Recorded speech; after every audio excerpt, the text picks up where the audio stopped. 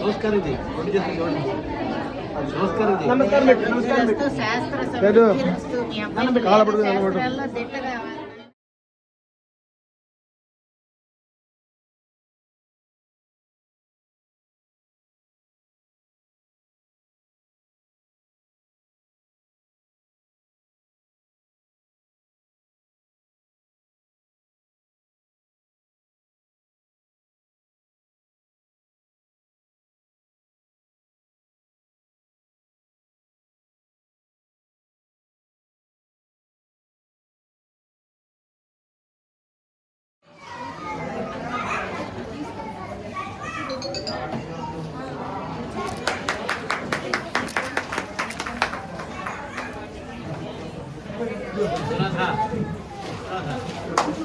ఒక్క నిమిషం నిశ్శబ్దం. అందరికీ నమస్కారం.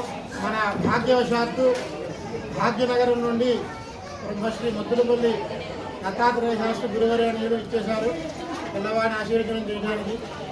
చాలా విశేషమైనటువంటి పండితులు, వారి గురించి చెప్పే స్థాయి కూడా నాకు లేదు. 10 నిమిషాలు వారు మనల్ని అనుగ్రహించి భాషిస్తారు. అందరూ కూడా ప్రశాంతంగా ఉండి వినవలసిందిగా ప్రార్థన.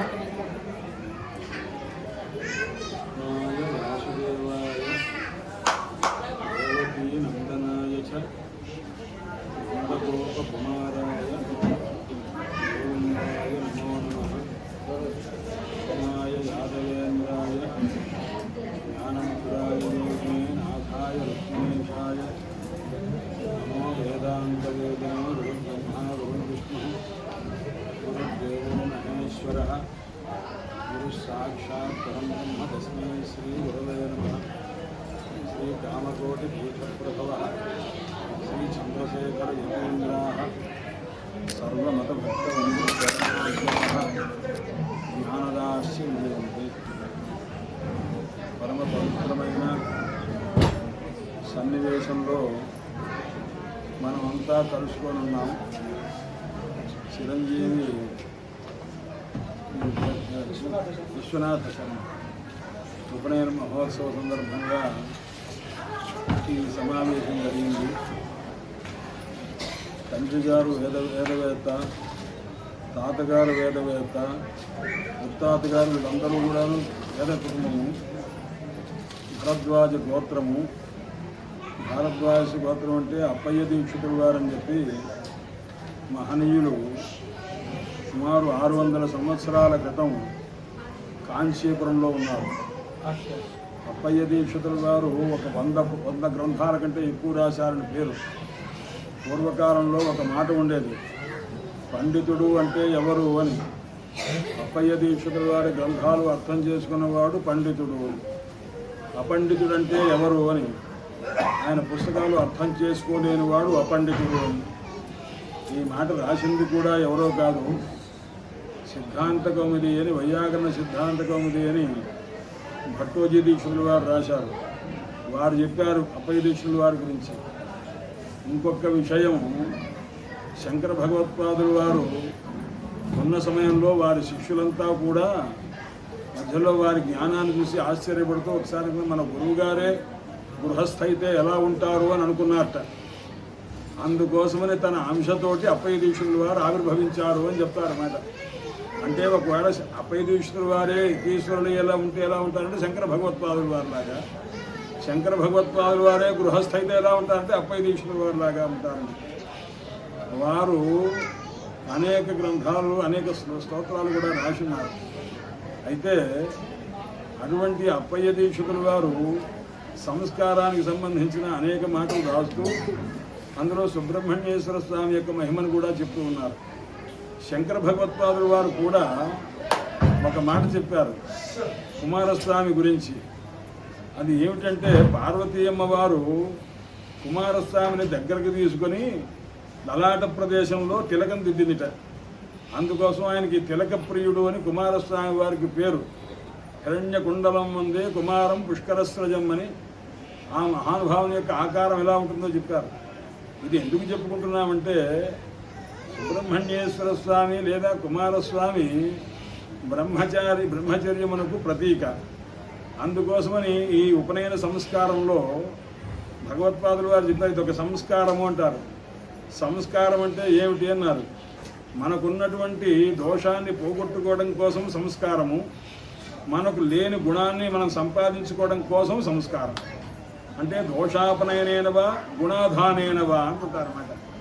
అందుచేత ఇప్పటిదాకా కర్మానర్హత ఉన్నది జన్మచేత బ్రాహ్మణుడైన, ఇప్పుడు ఉపనయనం చేత ఆ వేదాధ్యయనాది సంపూర్ణమైనటువంటి సంస్కారార్హత కలుగుతుంది. అది పెద్దల యొక్క సమక్షంలో శాస్త్రీయమైనటువంటి రీతిలో జరుగుతుంది.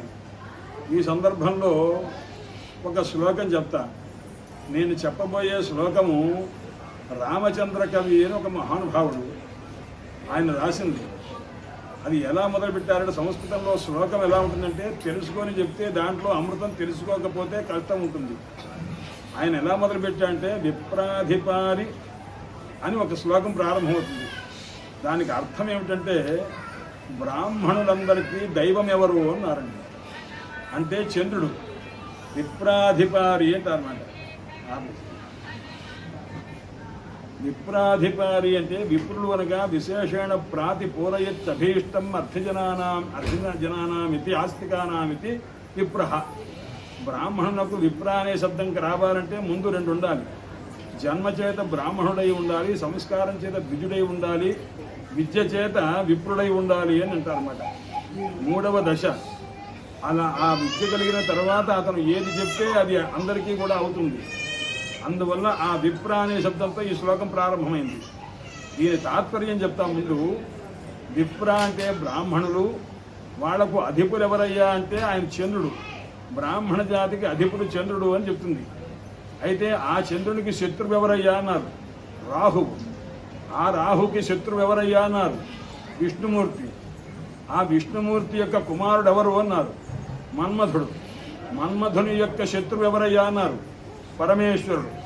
ఆ పరమేశ్వరుడు తండ్రిగా కలిగిన వాడు ఎవరయ్యా అంటే కుమారస్వామి అవుతారు, గణపతి అవుతారన్నమాట. అలాగా తండ్రి గురించి పరిచయం చేశారు. మరి తల్లి గురించి చెప్తారా అన్నారు. చెప్తామండి అన్నారు. అయ్యా సూర్యుడున్నాడు, సూర్యుని యొక్క కుమారుడు పేరు ఏమిటండి అన్నారు, కర్ణుడు అన్నారు.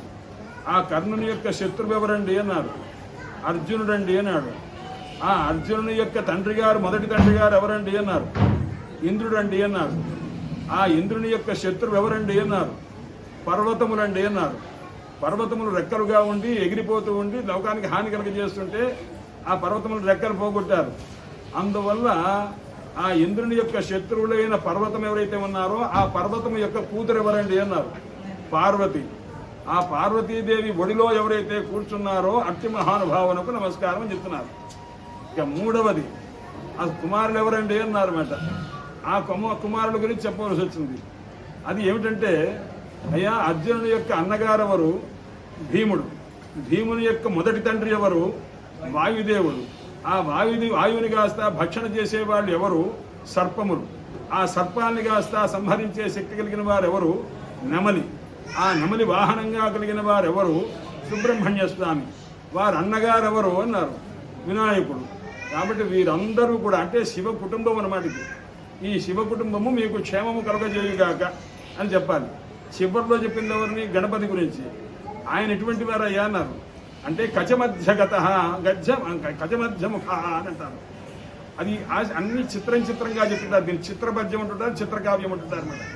ఆయన మీకు శుభము కలుగజేయుగాక అంటే ఆ తండ్రి గారు, ఆ తల్లి గారు, ఈ సోదరుడు అంటే సుబ్రహ్మణ్యేశ్వర స్వామి, వీళ్లతో కూడుకున్నటువంటి ఆ గజముఖుడు మీకు శుభం కలుగజేయుగాక. గజముఖుడు అని కూడా చెప్పరు, కచ మధ్య ముఖ అంటారు. అంటే కవర్గలో మధ్యాక్షరమేది, చవర్గలో మధ్యాక్షరమేది అన్నారు. క మొదటి కవర్గలో మధ్యాక్షరం, చవర్గలో మధ్యాక్షరము జ. ఈ కచ మధ్య ముఖ అన్నాడు. అంటే ఆ మధ్యాక్షరంలో ముఖంగా కలబడిన గజముఖుడు. ఆయన మీకు ఏం చేయాలి అని శుభం దదాతు అని అన్నమాట. శుభమును కలుగజేయుగాక, శుభమును కలుగజేయుగాక అని ఈ రకంగా చెప్తున్నారు. అన్నిట్లో కల్లా కుమారస్వామి యొక్క చరిత్ర ఆశ్చర్యకరమైనది. ఎందుకంటే అడిగారు పరమేశ్వరునికి ఎన్ని ముఖములయ్యా అన్నారు. 5 ముఖములు, సద్యోజాతాది రూపంగా ఉండేది 5 ముఖములు. గణపతికి ఎన్ని ముఖములయ్యా అన్నారు, ఒకే ఒక్క ముఖమయ్యా, గజముఖం అన్నారు. మరి కుమారస్వామికి ఎన్ని ముఖములయ్యా అన్నారు, 6 ముఖములు ఉన్నవి. షణ్ముఖుడు అంటే తండ్రిని మించినటువంటి తనయుడు అని. ఎందుకంటే తండ్రికి 5 ముఖములే, అన్నగారికి ఒకే ముఖం గజముఖము, ఈయనకి షణ్ముఖములు అని. అందువల్ల తండ్రిని మించి కొడుకు ఉన్నాడు అని చెప్తారు కుమారస్వామి విషయంలో. అలా ఎవరన్నా ఉదాహరణ ఎక్కడన్నా చెప్పగలరా అన్నారు. ఎందుకు చెప్పలేమంటే చాలా ఉన్నాయి ఉదాహరణలు. ఎందుకంటే అగస్త్యుడు ఎక్కడి నుంచి పుట్టాడు అన్నారు, కుండలో నుంచి పుట్టాడు, కుంభ సంభవుడు అంటుంటారు అన్నమాట. ఆయన కుంభంలో ఎన్ని నీళ్లు పడతాయి, కుండెడు నీళ్లే పడతాయి. కానీ కుండలో పుట్టిన అగస్త్యుడు కడుపులో ఎన్ని నీళ్లు పట్టినవి అన్నాడు, సముద్రం మొత్తం తాగేశాడు అనమాట. కాబట్టి అతిరిచ్యతే సుజన్మాగస్త్యన్ నిజేన చరితేన పితరం అన్నమాట. ఒక ఉత్తమమైన సంస్కారం కలిగిన వాడు తన యొక్క ఉత్తమమైనటువంటి సంస్కారం చేత, పెద్దల ఆశీస్సుల చేత తనను పుట్టించిన తండ్రిని మించి కూడా అవుతాడు. అది ఎలాగా? కుంభ పరిమితం అంబ కుంభ సంభవోంబోధం అంటారు. కుంభము పరిమితమైన అంబస్సు అంటే నీటిని ధరిస్తుంది. కుంభ సంభవుడు మొత్తం సముద్రాన్ని తాగాడు. ఆ విధంగానే చిరంజీవి విశ్వనాథ శర్మ వాళ్ళ నాన్నని వాళ్ళ తాతని కూడా అధిగమించినటువంటి విద్యావేత్త అవ్వాలి అనేటువంటిది ఇక్కడ ఆ పరమేశ్వరుని ప్రార్థన చేసుకుంటూ, కుమారస్వామి యొక్క వైభవం ఏమిటంటే పార్వతీ పరమేశ్వరులు ఒకప్పుడు విహారంగా వెళుతూ ఉంటే, గగన వీధిలో వెళుతూ ఉంటే కుమారస్వామి సనత్కుమారుల వారే కుమారస్వామిగా పుట్టారు. అంటే బ్రహ్మమానస పుత్రుడు సనత్కుమారుడు వారు. ఆయన ఒకప్పుడు తపస్సు చేసుకుంటున్న సందర్భంలో అప్పుడు పార్వతీదేవి ఆ పిల్లవాడిని చూసి భర్తతో అన్నది, ఏమండి ఆ పిల్లవాడి దగ్గరికి వెళదాము, చాలా ముద్దొస్తున్నాడే అని అన్నది. ఎందుకు మనకు ఆ పిల్లవాడు తపస్సు చేసుకుంటున్నాడు, మనతో మాట్లాడు వద్దు అని అన్నారు. కాదండి వెళ్ళి ఒకసారి చూసొద్దామండి అని. అంటే వద్దన్నాను కదా అంటే కాదు వెళ్ళొద్దామండి అన్నారు. సరే అంటే ఆ భార్య మాట విని కిందకి వచ్చారు. ఆయన వచ్చిన తర్వాత ఏమంటే ఆ పిల్లవాడిని ఎలాగైనా కదిలించి ఒక వరం ఇవ్వండి అని అన్నది. మన వరం తీసుకునేవాడు కాదేమో మనకెందుకు అన్నారు. అంటే కాదండి ఇద్దామండి అని అంటే అప్పుడు ఆ బహిర్ముఖుడిని చేశారు ఆ సనత్కుమారుల వారిని. బహిర్ముఖుడైన తర్వాత ఆయన నీకు ఒక వరం ఇద్దామని వచ్చాము అని అన్నారు వాడు పరమేశ్వరుడు. నేనే నీకు వరం ఇస్తాను, ఏదైనా కాబట్టి అడిగి నాకు ఆ వరం అవసరం లేదన్నారు ఆయన. అనేసరికి అప్పుడు వెంటనే పార్వతీ అమ్మవారు అన్నది, మీరు ఒక మాట అడగండి, నువ్వు నా కుమారుడుగా పుట్టాలని అడగండి అని అన్నది అనమాట. అనేసరికి వెంటనే ఆయన అన్నారు, నువ్వు నా కుమారుడుగా పుట్టాలి అని అన్నారు. ఆయన ఏమన్నారు, నీకు మాత్రం కుమారుడుగా పుడతానని అదృశ్యమైపోయారు ఆయన.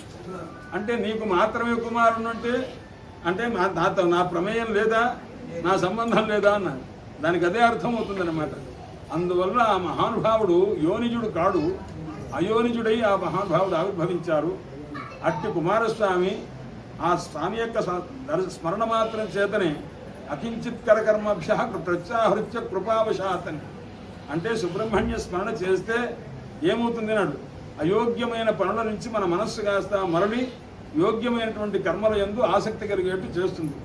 అటువంటి సుబ్రహ్మణ్య స్వామి ఈ వటువునకు దీర్ఘమైనటువంటి ఆయురారోగ్యములన్నీ ఇచ్చి, సత్సంస్కారాన్ని సద్బుద్ధిని ఇచ్చి, ఆ పెద్దల యొక్క మార్గాన్ని అనుసరించేటువంటి శక్తినిచ్చుగాక అని ఆశీర్వదిస్తూ విరమిస్తున్న వాసుదేవ హరే.